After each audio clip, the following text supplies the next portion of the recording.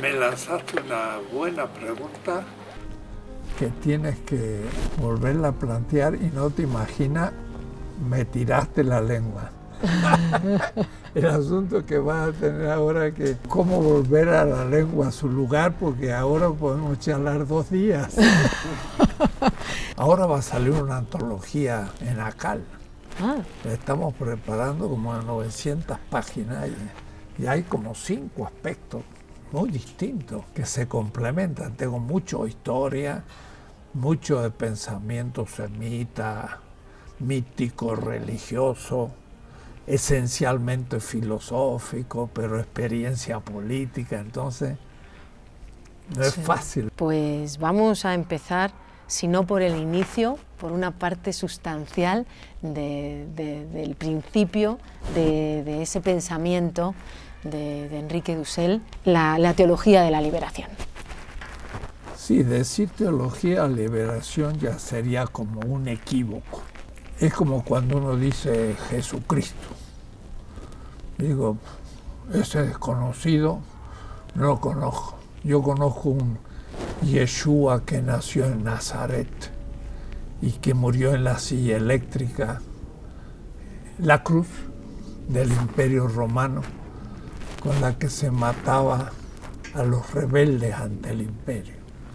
Entonces me hablan de Jesús, no lo conozco, porque lo que se entiende por tal no tiene nada que ver con lo que yo pienso. Entonces teología puede parecer cosa de curas, de negros, para un seminario, nada que ver.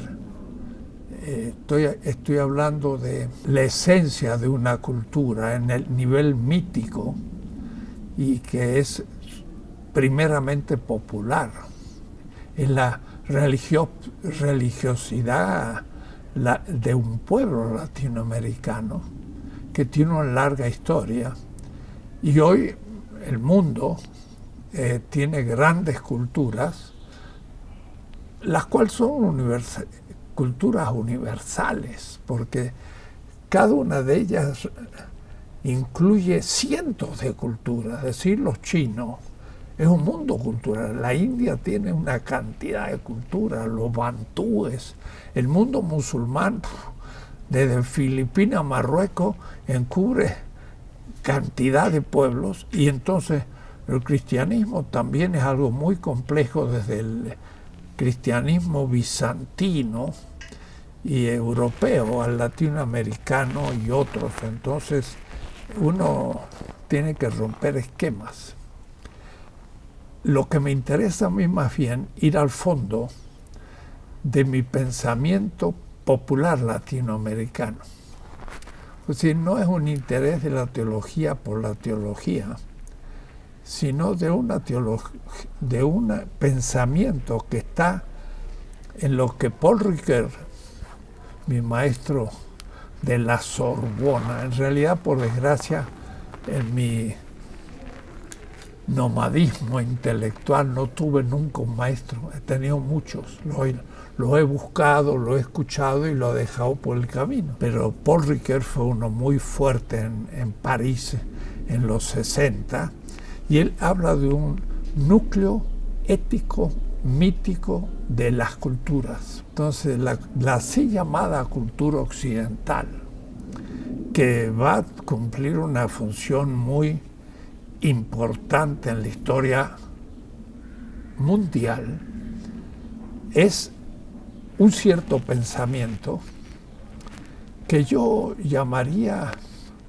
semita, muy transformado desde el mundo indoeuropeo, que sería un poco el choque del pensamiento judeo-cristiano de los 3 primeros siglos del cristianismo y el mundo griego primero y luego el mundo romano.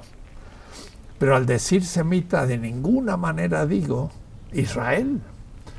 Yo digo los acadios, hablo de los súmeros, hablo de sobre todo los babilónicos, los fenicios, los palestinos. Un grupo palestino eran los judíos, y el hebreo es un dialecto palestino. Hay que invertir las cosas.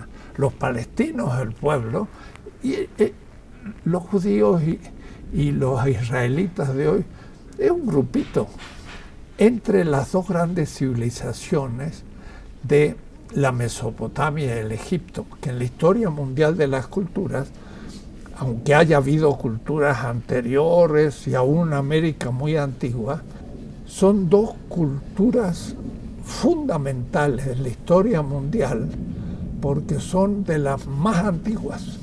Entonces, en la Mesopotamia había ciudades hace 7.000 años y el Egipto hace 5.000 años fue la gran cultura del Mediterráneo, madre de todas las culturas. Al decir eso, hoy se habla mucho de Atenas, Jerusalén, los griegos, judíos. Atenas y Jerusalén son dos derivaciones de Memphis, que es egipcia, y Memphis es bantú. Es bantú negra, los faraones eran negros, Cleopatra era una bellísima mujer negra. Y entonces viene del sur del África. El Tutankamón está enterrado en el Museo del Cairo y tiene todos los zapatitos que usó Tutankamón en su vida. ¿De dónde viene que guardaron todos los zapatitos? Eso es una costumbre bantú, porque Tutankamón va a resucitar y va a volver a usar sus zapatos. Eso es bantú, la resurrección. No es ni cristiana, ni judía, ni egipcia, viene del sur. Entonces hay tradiciones tremendas que hay que rastrear. Entonces a mí lo que más me interesó desde el comienzo es, yo soy un latinoamericano eurocéntrico, porque estudié en la primaria, secundaria, universitaria, América Latina parte de la historia occidental. España parte de Europa y nosotros por el español somos occidentales. Entonces yo estudié filosofía, los griegos, los romanos, la Edad Media, la modernidad y hoy, y yo podría haber estudiado eso en Madrid, podría estudiar en Berlín, en Harvard, en Cambridge, es lo mismo. Además, 5 años de griego, 5 años de latín, alemán, francés. Llegué a España en el 57, después de mi licenciatura en Mendoza, Argentina. España franquista, conservadora, aristotélico, tomista. Me di cuenta que España estaba más atrasada que Argentina. Sí. Y filosóficamente, aunque también había estado en una facultad muy conservadora, ni hablar España, había estado un metafísico que va a ganar después la cátedra de Madrid, González Álvarez, profesor en Mendoza, y gracias a su conexión logré una beca en el Instituto Hispánico de Madrid.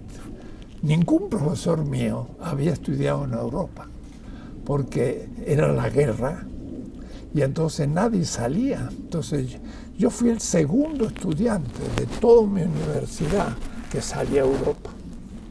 Pero estando en Europa me di cuenta que yo no era europeo, sino que era algo distinto. Y entonces entró la obsesión de decir qué es América Latina. Y ahí empezó toda la revolución, 1957-58. Miren, hace casi más de 50 años. Pero por mis experiencias más bien cristianas, de movimientos de juventud bastante conservadoras y demócratas cristianas, pero por lo menos demócratas. Entonces en Madrid yo defendí una tesis en favor de Jacques Maritain, que era un demócrata. Todos mis profesores fuera de Aranguren no había ningún demócrata, había gente del Opus que se estaba fundando. Sí. Millán Puelles, un hombre muy inteligente, pero que en esa época todavía no era del Opus, lo va a ser después. Así que la gente que yo partía eran conservadores, pero duros, aristotélicos, tomistas, ¿no? Y mi tesis sobre el bien común, que ya era un tema político, era tradicional. Pero a mí entonces ya me entró la sospecha por la influencia muy extraña de Teresa de Ávila, de San Juan de la Cruz. Era medio místico, las moradas, el Monte Carmelo, de ser un cristiano que quería penetrar el cristianismo a fondo, pero no tradicional, sino a fondo. Entonces, después de mis 2 años en Madrid, doctor en filosofía, porque lo hice muy rápido, porque estudié muchísimo y no me dediqué a hacer turismo, sino a estudiar. Terminé el doctorado y me fui a Israel. Y como había estado el año anterior en las vacaciones de autostop, descubrí que había una cooperativa de obreros en Nazaret, de palestinos en Israel. Y mi idea era, quiero ir a Nazaret, siguiendo pasos de un tal Charles de Foucault. Entonces, elegí Nazaret por un obvio motivo, que alguien había vivido hacía 20 siglos en Nazaret. Y era una cooperativa de construcción donde los obreros palestinos cristianos en Israel construían sus casas. Entonces era una cooperativa obrera y yo trabajé como obrero 2 años, 8 horas por día de obrero. Y elegí ser carpintero en la cooperativa, los que hacían el cobraje del cemento que se tira para hacer las casas. Pues sí, yo era carpintero en Nazaret. No conozco en 20 siglos otra persona que haya querido ser carpintero en Nazaret. Ni San Juan Crisóstomo, que estuvo allá y que quiso ver las cosas originarias, pero yo tenía una especie de anhelo de ir a la fuente para repensar América Latina. Miren qué cosa extraña. Mi primer libro fue El humanismo semita. Y en el prólogo, que salió en Eudeva, en la Universidad de Buenos Aires, en el 69, yo decía, este libro, El humanismo semita, quiere rastrear los orígenes paternos de mi cultura latinoamericana, de Cortés, no de Malinche, que es mi madre, porque somos hijos de Amerindia y de España. Y como yo estaba en España, conozco a mi padre. Después tendré que conocer a mi madre. Pero a mi padre hasta 5.000 años antes de la era cristiana. Y entonces mi libro, que se puede ver, es un trabajo filosófico de análisis fenomenológico mítico de las culturas semitas, pero desde los súmeros y acadios hasta el judeocristianismo y hasta el pensamiento judío hoy. Y no trabajé todavía Levinas, ni conocía a Levinas. Conocía a Hermann Cohen, conocía a Buber, a todos los grandes pensadores judíos, no conocía a Walter Benjamin. Entonces hizo una filosofía semita y ahí descubrí una filosofía que estaba en el fondo de mi cultura latinoamericana como cristiana.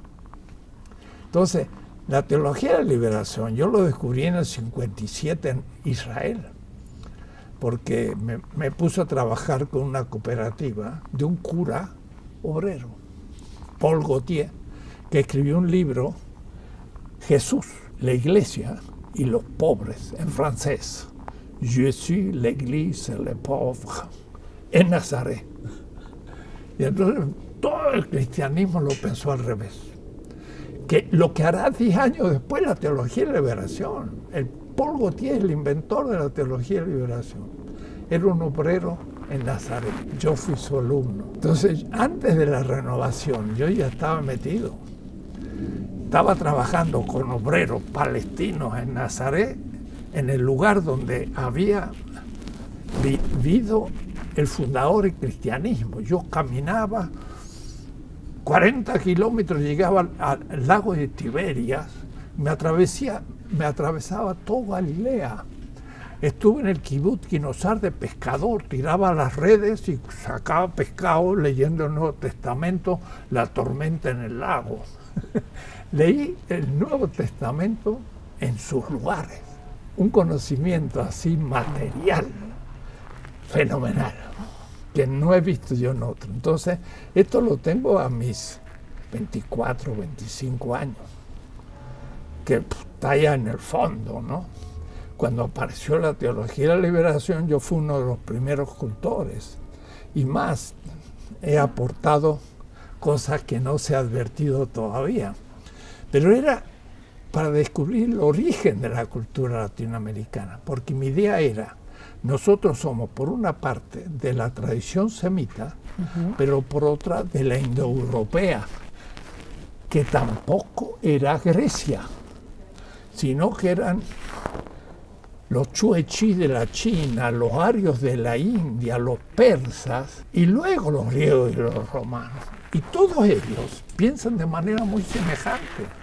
Entonces, cuerpo-alma no es un problema griego, es un problema indostano.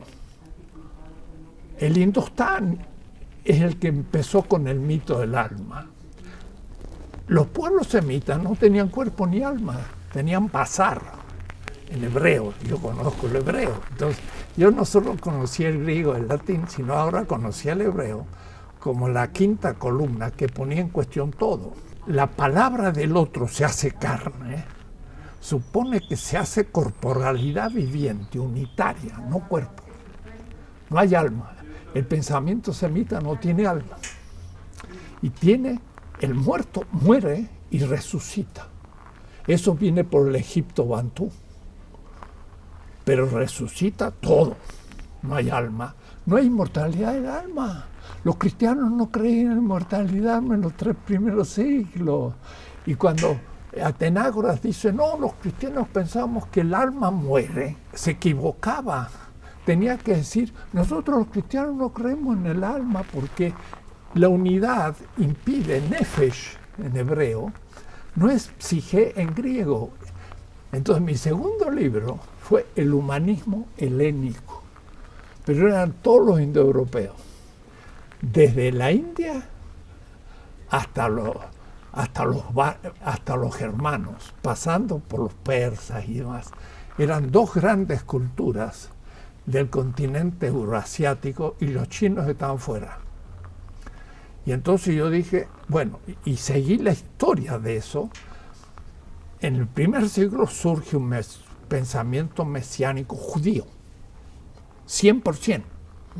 El cristianismo de Yeshua, de los 12 apóstoles, de la iglesia, todo es una secta judía en el Imperio Romano, que llegaron al principio del segundo siglo a cobrar conciencia que no eran de la sinagoga.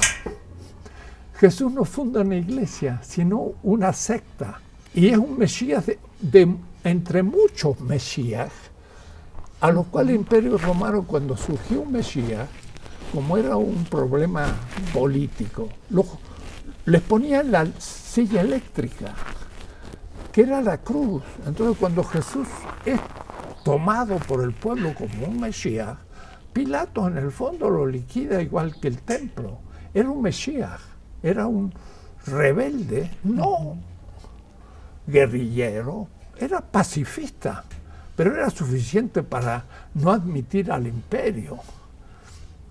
Aquello de la monedita, que le preguntan, hay que pagar tributo al César. Si él decía que no, era un guerrillero. Y se decía que sí, era un romano, estaba perdido. Pero era un hombre inteligente. Dice, deme una moneda. Le dan la moneda. ¿Qué está pintado aquí? El César. Y bueno, si tú crees en el César, págale el tributo. Pero a Dios es otra cosa. Y entonces no le respondió, pero dijo, al no César estoy lo que es por del pagarle, César. pero tampoco te lo niego. para que no me vengas a decir, pero lo pone en cuestión. Era un grupo pacifista que ante los judíos que se van a levantar con armas contra el imperio, los que siguen el mesianismo del tal Yeshua, dicen, nosotros no queremos luchar contra el imperio con armas, y ahí cobran conciencia que son una comunidad distinta que la sinagoga. Hasta ese momento eran miembros de la sinagoga, y Jesús en realidad es un fariseo con influencia esenia. Cuando le dicen rabí, es rabino. Y cuando los fariseos le hacen una objeción, entre los fariseos había distintas posiciones, pero todos estaban de acuerdo que había resurrección. Pero él dijo, hay que poner todo en común. Eso era esenio. En fin, una visión de cristianismo muy distinta tengo. He estudiado con los mejores profesores europeos. Tengo una licencia en teología en París y en Alemania. Fue profesor mío de la doctrina de la creación del profesor Ratzinger. Mi profesor fue el Papa. Y el Papa actual también me escuchó en el Colegio Máximo de Buenos Aires, lo voy a ver en junio.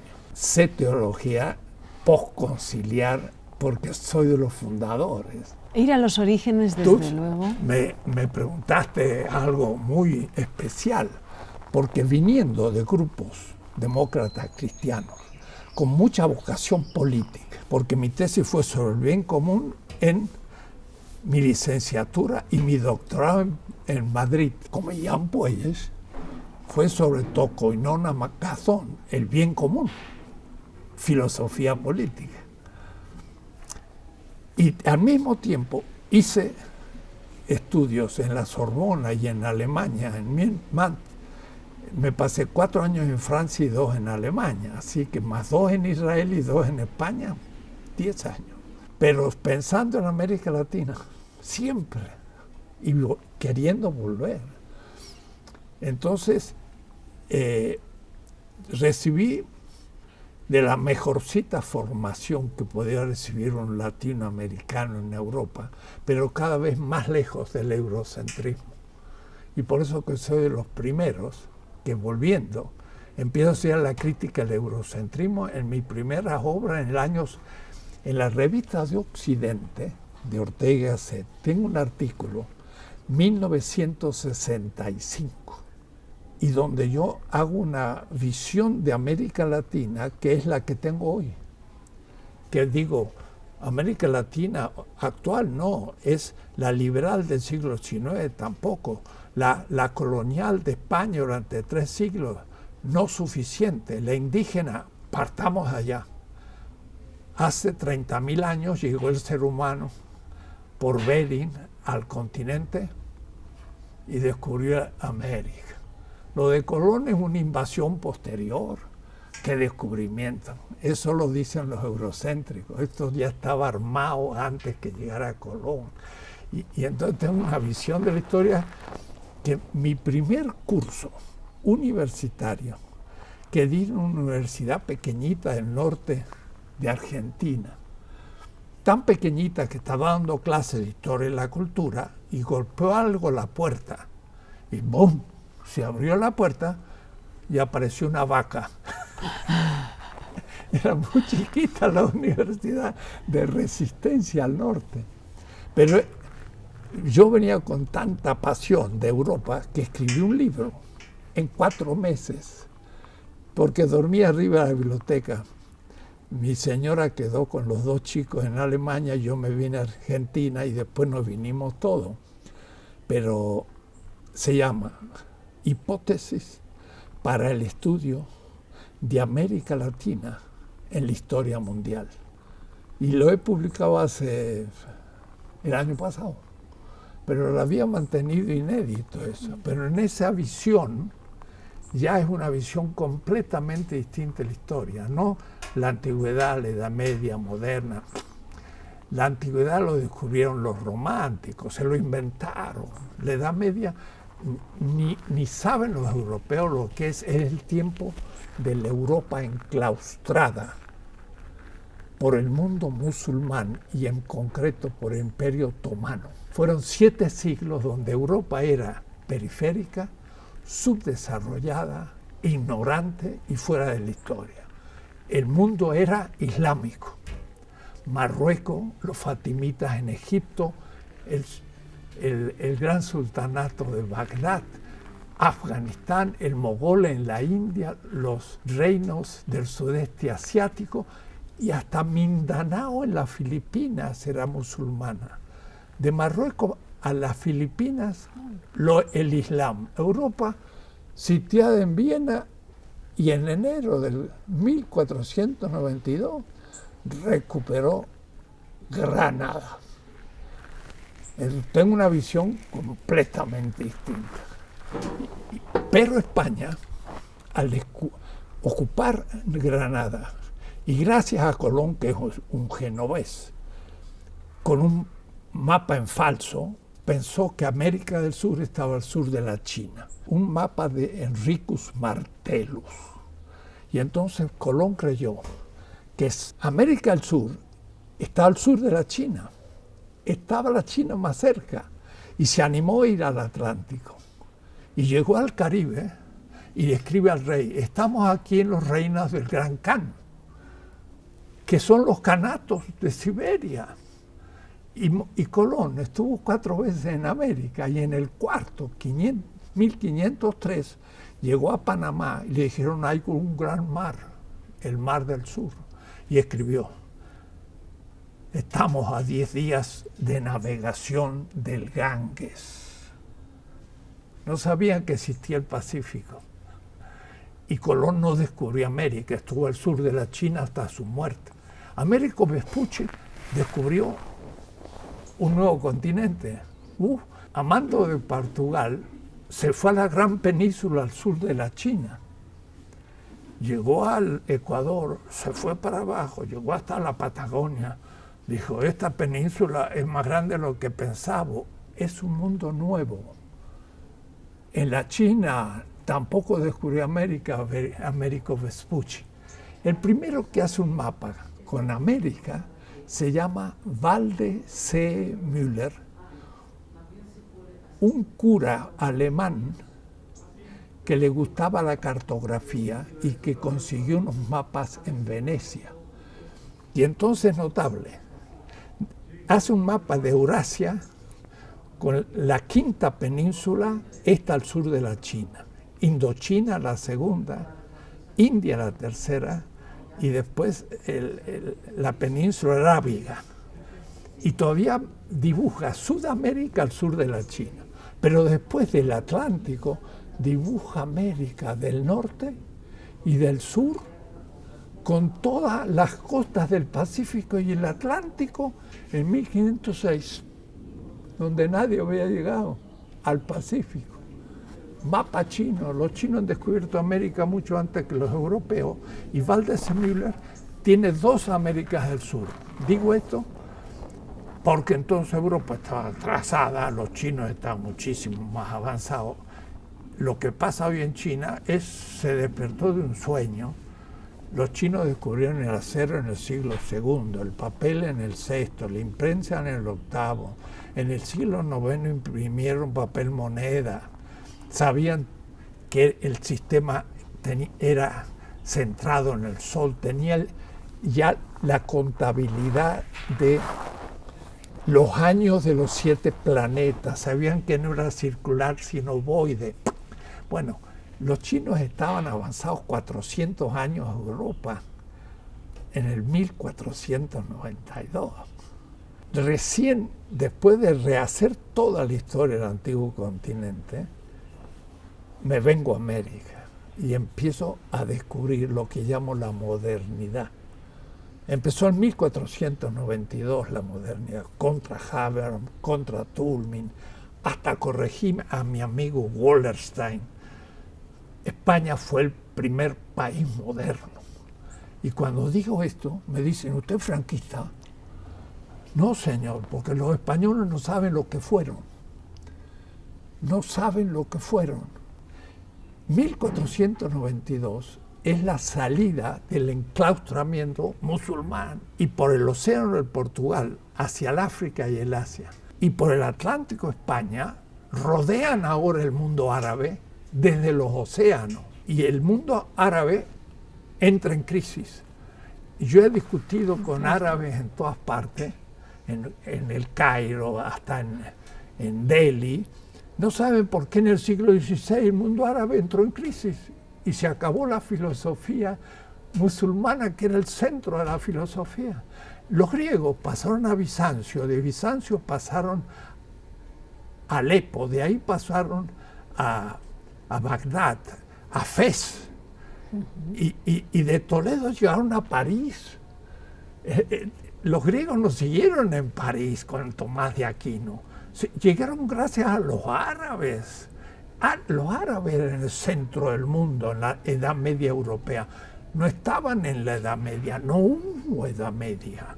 El feudalismo es una categoría exclusivamente europea, no vale para ningún lugar. Marx se equivocó en el modo de producción asiático. Marx también era eurocéntrico. España empieza la nueva centralidad europea, transforma en el centro del sistema mundo e inventa muchas cosas. Entra a instaurar el capitalismo mercantil. La moneda de plata que se fraguaba en la calle de la Moneda de México, cuidado, es la primera moneda mundial. Esa moneda se está en la China, en la India, en el África Bantú, en todo el mundo, porque era plata en su peso. Y fue la primera moneda mundial. Eso no es feudal, eso ya es moderno.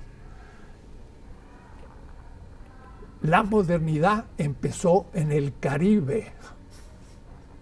Cuando dije esto en un congreso, Descartes no es el primer filósofo moderno. 1636, el discurso del método. Hace un siglo y medio que España era el centro del mundo. Y Descartes estudió en La Flèche. Y La Flèche es un colegio jesuita español. El discurso del método es incomprensible sin Suárez, pero los españoles no lo saben, porque son provincianos hoy, pero no lo eran en el siglo XVI. Era la potencia primero de Europa. Mientras que Suárez tenía alumnos que habían estado en la India, en Goa, en Japón, en el África y en América, jesuitas. Ninguna universidad, ni Oxford, ni Cambridge, ni París, ni Berlín, podía tener un alumno de todo el mundo, y lo tenía Suárez en Coimbra. Era España el centro de la modernidad naciente. Cuidado, con eso yo le estoy diciendo bravo y le estoy insultando, porque yo voy a luchar contra la modernidad. Y entonces en mi libro 1492, el ocultamiento del otro, muestro el surgimiento del yo europeo como centro del mundo, pero es yo conquisto, Cortés. Un siglo y medio, un siglo antes que yo pienso. Y el yo conquisto ya es machista, ya estamos con el capitalismo naciente, estamos con el colonialismo naciente y estamos con todos los defectos de la modernidad. Entonces la modernidad empieza en el Caribe y la disputa entre Bartolomé de las Casas y Ginés de Sepúlveda en Valladolid en 1550, que es una anécdota de estudios latinoamericanos que no se estudia en ningún lugar, ni en Francia, ni en Alemania, ni en Estados Unidos, ni en España. Es la primera disputa de la modernidad. ¿Es humano el indígena? Sí, eso no es filosofía. Bartolomé de las Casas, por supuesto, es humano y tiene instituciones políticas válidas, etcétera, etcétera. Y Ginés, releyendo a Aristóteles, dice, no, es de segunda, No dice que son esclavos, pero prácticamente dice. Y entonces la conclusión de Ginés es que no son plenamente humanos, a lo más son niños. Y entonces ya quedó decretada la no humanidad plena de todo el sur global hasta hoy, en los últimos siglos, filosóficamente hablando, teológicamente hablando, todas las ciencias. Y la descolonización, yo la vi ya en 1959, la descolonización, porque los europeos creen que lo europeo es humano. La Declaración de los Derechos del Hombre en la Revolución Francesa es una declaración burguesa y capitalista del derecho. En el momento en que Francia declaraba los derechos humanos universales, tenía el Code Noir, que decretaba que los esclavos eran esclavos en Haití. Y Toussaint Louverture y todos leyeron la declaración y dijeron, nosotros somos humanos, pero los franceses dijeron, cállense la boca, no tiene nada que ver. Cuando se produce en 1808 la invasión napoleónica en España y los campesinos derrotan a Napoleón, por eso no hay ninguna historia en España de la derrota de Napoleón, y lo dice Clausewitz. Qué notable, porque era el pueblo que derrotó a Napoleón. Clausewitz es el gran estratega de la guerra, y de ahí viene, cuando llegaron los representantes de México a Cádiz para la gran asamblea, ¿qué hacemos? Que el rey ha sido puesto preso y ahora volvemos. Entonces se reunieron todas las provincias, Andalucía, Aragón, Cataluña, etc. Y se aparecieron los representantes de la provincia mexicana y del Río de la Plata. Somos representantes de otra provincia española. No los aceptaron. ¿Cómo que ustedes son provincia española? Pues, y entonces se salieron y se independizaron de España. No los consideraban. Es decir, España, que ya había perdido la guerra. Es decir, ya Hegel había dicho, el corazón de Herz von Europa. El corazón de Europa es Alemania, Dinamarca e Inglaterra. El sur de Europa fue, pero no es más. Y ya se declaró que en los Pirineos comienza el África. Y España ya era un país secundario en el siglo XVIII. Por eso que decir que España fue el primer país moderno es dar vuelta a la historia, pero los españoles no lo saben. Porque en 1486, al casarse Fernando con Isabel, fue el primer país europeo unificado. Y la conquista del Andaluz y Canarias continuó en América. Y entonces fue la primera expansión europea. España desenclaustró Europa. Luego va a venir Francia, que va a ocupar, y por fin Inglaterra, que era una potencia atlántica. La modernidad dice, el Mediterráneo muerto, el Atlántico es el centro geopolítico moderno, hasta hoy. Hoy empieza el Pacífico, ¿no? Mira qué cuento estoy haciendo. No, pero muy interesante, aparte muy fundamentado, y desde luego en los textos que ha nombrado se puede leer, ¿no?, más ampliamente todos estos hitos que está dando. Pero ¿por qué combatir a la modernidad? ¿Por qué? Porque la modernidad primero es dominadora, porque cree que la cultura provincial de Europa es una cultura universal. Segundo, porque la modernidad es profundamente individualista. Yo pienso. Esa es la formulación ontológica. Se pierde la comunidad. Es Hobbes, es Locke. Es yo soy, tú eres, pero somos lobos. Yo digo siempre, Hobbes que se inspiró en un latino, la verdad que la culpa la tiene el latino, no pudo ver el Animal Channel. ¿Quién vio a un lobo comerse a un lobo?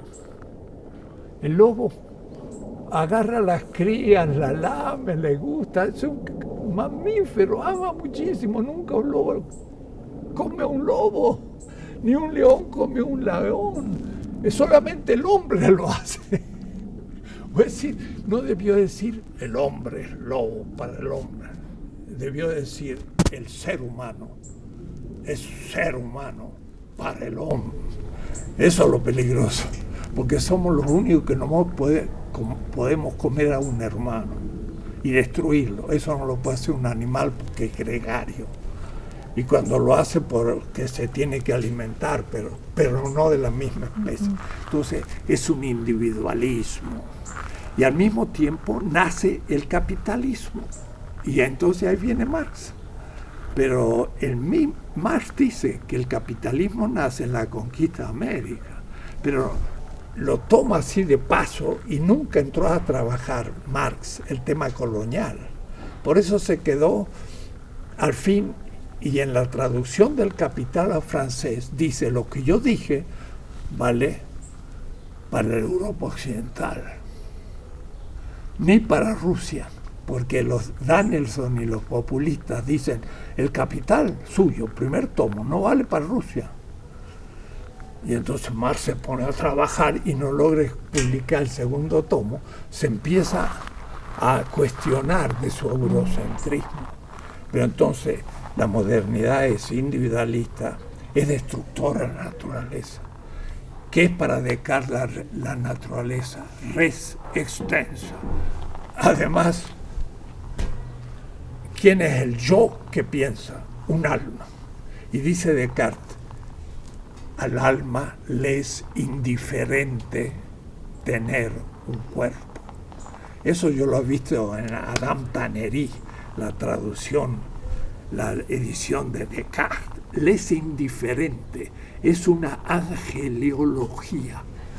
Y el cuerpo es el origen del mal, como para Plotino. Y ahí viene el problema del machismo, la sexualidad negativa y todo. Voy a decir, es un desastre la modernidad. La puedo desarmar en todo. Gran avance científico, tecnológico. ¿Y qué tal lo que nos está pasando? Ahora estamos viendo los efectos negativos. Nunca la modernidad descubría el efecto negativo del invento que proponía. Fue una ciencia a medias. Descubría cosas, pero no se daba cuenta que imponerla a la naturaleza producía efectos negativos del cual no tenía conciencia. Y eso se ha acumulado y ahora estamos destruyendo todas las condiciones de la reproducción de la vida y vamos al suicidio colectivo y no hay quien lo pare. Esto es la modernidad. Entonces el problema ecológico ahora ya no es Marx, que dice el proletario, el mundo unido, porque el capital destruye la humanidad, la naturaleza. Lo dijo de paso. El capitalismo destruye la naturaleza en su centro, porque es un criterio de racionalidad. La racionalidad capitalista es aumento de la tasa de ganancia en cualquier inversión. Y por eso yo exploto la naturaleza. Pero la racionalidad a largo plazo es el aumento de afirmación de la vida. Y ahí viene mi filosofía. La vida es el fondo. Entonces mi tomo de 700 páginas contra la ética española de Valencia, ¿cómo se llama? La filósofa de Valencia. Adela Cortinas. Adela Cortinas. Nos hemos agarrado, pero feo. Yo he dicho, la vida es el fundamento de la ética. Me dice, eso es muy peligroso. Y además, como me entusiasmo, me ridiculizó. Estoy totalmente en contra de Adela Cortinas, que es alumna de Apple, pero yo dialogué con Apple muchas veces y Apple me respetaba. La Adela es todavía española conquistadora. Los latinoamericanos somos todavía sus colonias. Debo decir que lo que nosotros pensamos es más respetado en Estados Unidos, en Alemania y en Francia que en España. Porque un latinoamericano, pues que no me hable si son nuestros hijos, no compañeros. A lo más soy tu hermano, hijo del imperio. y vamos a ver qué tipo de hermano. Están naciendo otras conciencias y yo creo que ahora sí que para nosotros son un referente, ¿no? Adela, esperamos que sea una excepción, ¿no? Marx, usted ha comentado textos de Marx no tan conocidos, que no han sido tan manejados. Yo no fui marxista, fui crítico del marxismo cuando era demócrata cristiano. Es decir, el que fue a España era un demócrata cristiano antimarxista, pero no había leído Marx. Entonces yo digo pecado de juventud. Y aún en Argentina ya lo empezaba a respetar, pero tampoco lo estudié. Cuando me tocó el exilio, yo recibí un atentado de bomba en mi casa de la derecha en Argentina. De paso, como yo soy historiador, dije, ¿qué filósofo ha recibido en la historia desde el comienzo un atentado de bomba? Soy el primero. Los mataron a los filósofos, los encarcelaron, los torturaron, a mí no, pero me pusieron una bomba. Mis libros fueron a la calle. Aquí mismo tengo la obra de Hegel, le podría mostrar dónde está rota. Y a veces yo agarro el libro y le digo a los muchachos, acá está rota la bomba. Y sigo leyendo el libro de Hegel en inglés. Porque me echaron de la universidad y del país y de todo, y llegué aquí en exilio. No por ventaja económica, por exilio político, ¿no? Entonces me llevó esa posición mía a repensar toda la filosofía, a inventar una filosofía de la liberación, y esa se volvió peligrosa. Nos echaron a todos los profesores de filosofía de la liberación en Argentina, mataron a uno, Mauricio López, y nos fuimos al exilio a muchas partes. Quizás seamos la única escuela filosófica moderna perseguida. Claro, Hitler persiguió a los alemanes también, pero nosotros podemos perseguir en América por filósofos. Y entonces yo llegué a México y aquí había el ambiente de la UNAM y todo, era muy marxista, altuseriano. Entonces yo dije, tengo que estudiar a Marx, si no, no puedo hablar. Pero ya había, mi filosofía se inspiraba en la tradición semita, y por último conocí a Levinas y entré en contacto con él y nos hicimos amigos y todo. Él daba ahora forma realmente filosófica al compromiso por los pobres, los oprimidos, por la mujer, por el niño huérfano, por el extranjero. Era una filosofía que surgía del oprimido, de Nazaret. Yo metí a los semitas, porque los semitas tenían una ética desde los pobres. Hammurabi, la ética fenicia, la ética también coránica. El semita parte del pobre, porque los semitas son del desierto arábigo. Son los pobres entre los grandes imperios de la Mesopotamia y el Egipto, un grupo de pueblos miserables, nómades, sin clases sociales.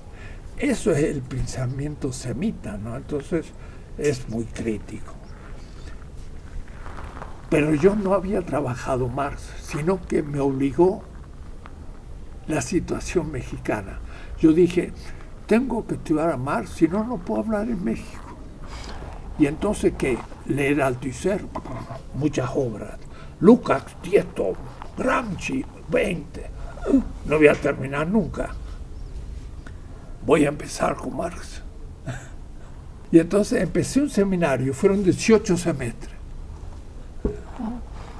Y entonces justo el Fondo de Cultura Económica había publicado el primer tomo de Marx, de los escritos juveniles que los muchachos podrían leer en castellano.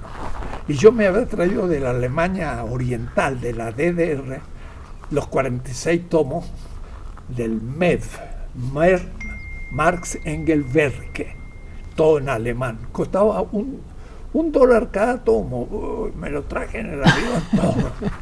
Entonces yo estaba con el texto en alemán y los muchachos trabajando en la traducción. Y dijimos, la juventud de Marx, empecemos con Marx. Y había una tesis alemana buenísima, la familia de Marx. 400 años de rabinos tenía Marx, antecedentes. Voy a decir que la familia Marx era de rabinos judíos de Trier y la madre de rabinos judíos de Holanda. Se llamaba Marx Levi y Levi significa sacerdote. El abuelo de Marx era el rabino de Trier y el padre era un abogado, pero como se hizo abogado del Kaiser, el tío de Marx era el rabino de Trier. Era una familia de rabinos. Entonces, yo empecé a leer a Marx. Había estado 2 años en Israel, conocí el pensamiento semita, lo había leído en hebreo. No te imaginas, empecé a leer a Marx y dije, pero si este es judío.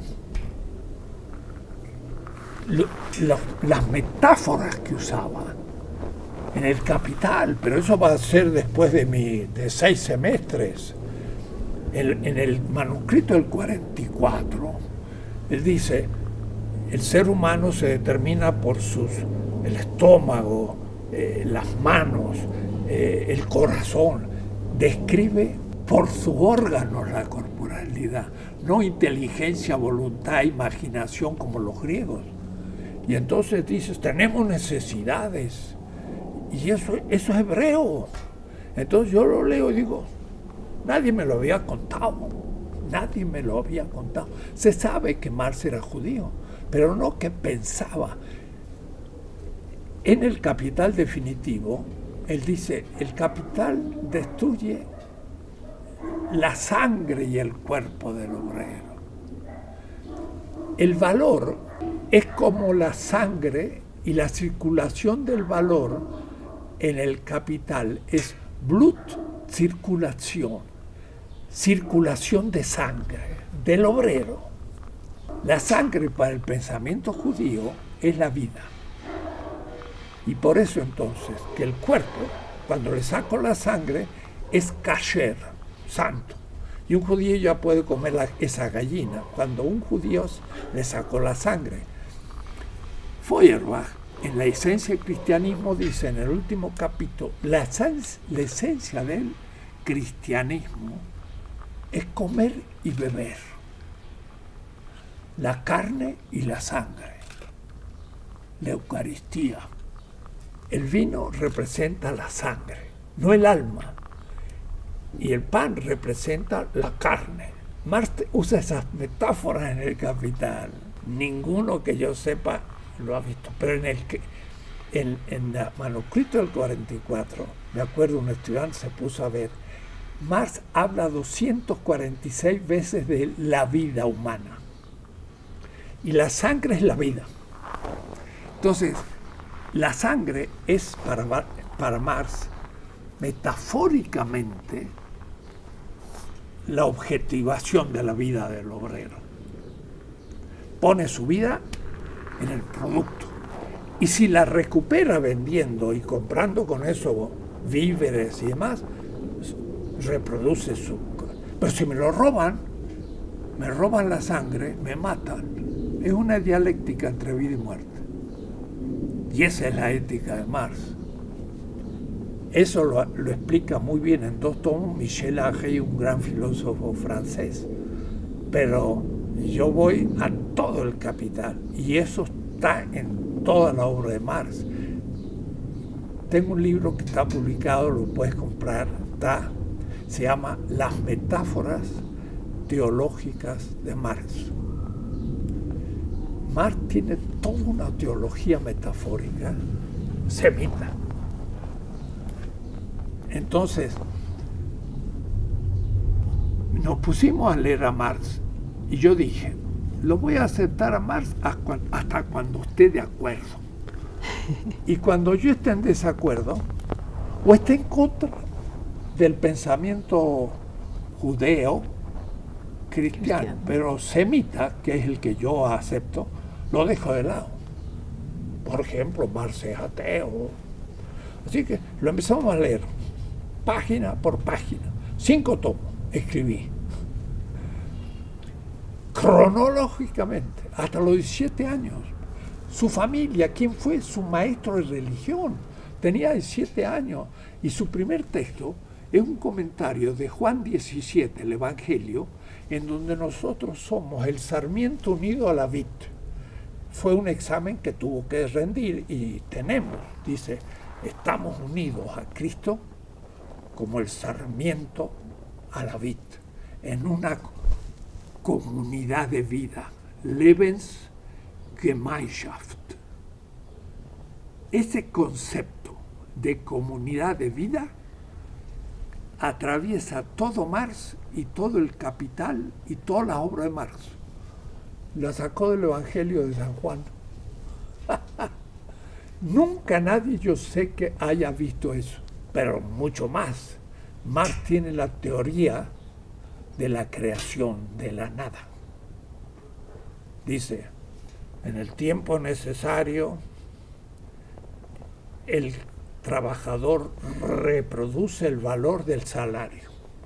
O si me pagan 5, a las 5 horas reproduje el valor del salario, pero después sigue trabajando. En el plus tiempo, del plus trabajo, y de pronto ya no dice reproduce, dice crea, Schöpfung, crea valor de la nada del capital. Dijo, Schöpfung aus nichts, creación de la nada. Eso es metafísica hebrea, pero también metafísica medieval de Tomás de Aquino. Es la esencia del pensamiento de Marx, la creación de la nada, pero en economía, nada del cosmos.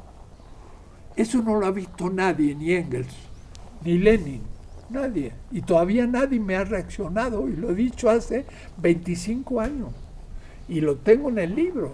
Y me miran así, como diciendo, pero si es el fondo del pensamiento de Marx. Él habla de la creación de la nada, o es decir, el obrero produce algo que como el capital no le paga, lo hace gratis, desde su potencia creadora, porque no reproduce, reproduce si se lo hubieran pagado, pero si no le han pagado, lo crea de la nada y lo usa siempre. Y en el capital, bueno, ese es mi descubrimiento metafísico. Y de ahí en adelante yo puedo recuperar todo Marx. Soy marxista. Y no me opongo un pelo a la tradición judeo-cristiana profética de los 3 primeros siglos, que era la que Marx, Engels, Kautsky y todos los socialistas admiraron. Ellos decían, los primeros cristianos fueron los primeros socialistas contra el imperio. En el siglo IV, Constantino, al ver tan numerosos los cristianos, les da la libertad. Y Teodosio lo hace el fundamento del imperio. Lo invierte en el cristianismo.